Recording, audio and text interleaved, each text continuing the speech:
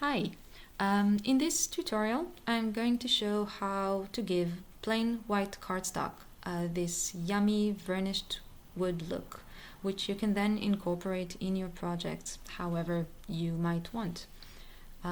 So the first step is to emboss the white cardstock with this embossing folder. It's by Tim Holtz and Sizzix. It's called Lumber. And this is a 3D embossing folder, and you can see the amazing texture and detail that you can get already. To emboss it, I followed Tim's instructions. I put some water on it and then run it through my die cutting machine 3 times back and forth. And then you get the details really more deeply. Now, next we ink the paper. The colors that you choose, they depend on the effect that you want in the end, how dark you want your wood to be. I wanted a pretty light colored wood, so I used brushed corduroy and gathered twigs a bit later, you'll see it. You should take into account when you choose the color that we will be adding the distress glaze, which is tinted, so the final effect will be darker than the ink you're using. So just remember that when you're choosing. When I'm inking, I do try to get into all the nooks and crannies of the texture, but I don't bother too much with the blending. A, because we'll be adding water in a bit, and B, because I actually think that all these kind of splotches give a more interesting look in the end. So, that's my choosing. You can make it more even if you want. With the gathered twigs, I'm taking the ink pad, ink cube, straight to paper because it catches all the kind of raised parts of the texture much better.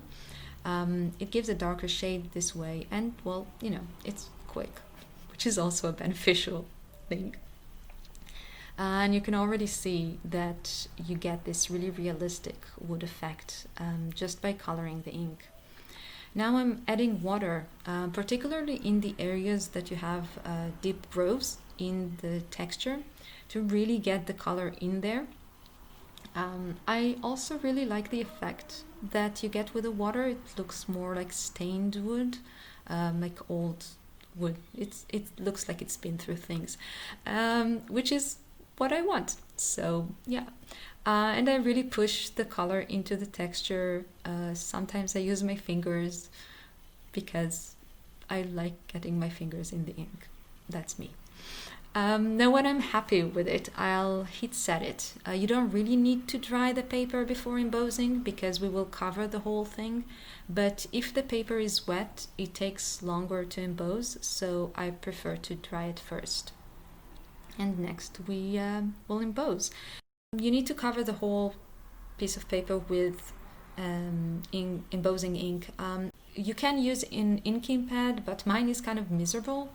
So I decided to try my shiny new embossing ink dabber, and lo and behold, it's awesome. So I covered the whole paper with embossing ink, and then I add embossing glaze. I used vintage photo, but again, you can use any color depending on the effect that you want, the final effect that you want. If you want colored wood or you want more natural looking wood.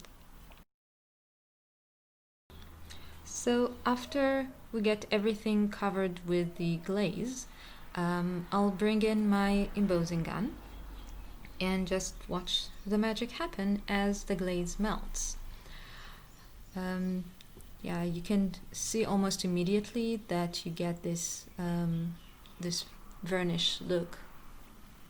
And by the way, I thought people were kidding when they said that distress embossing ink smells like cinnamon, but it really does. It smells delicious, and it really made me want cookies, which could be an upside or a downside when you're in the middle of crafting.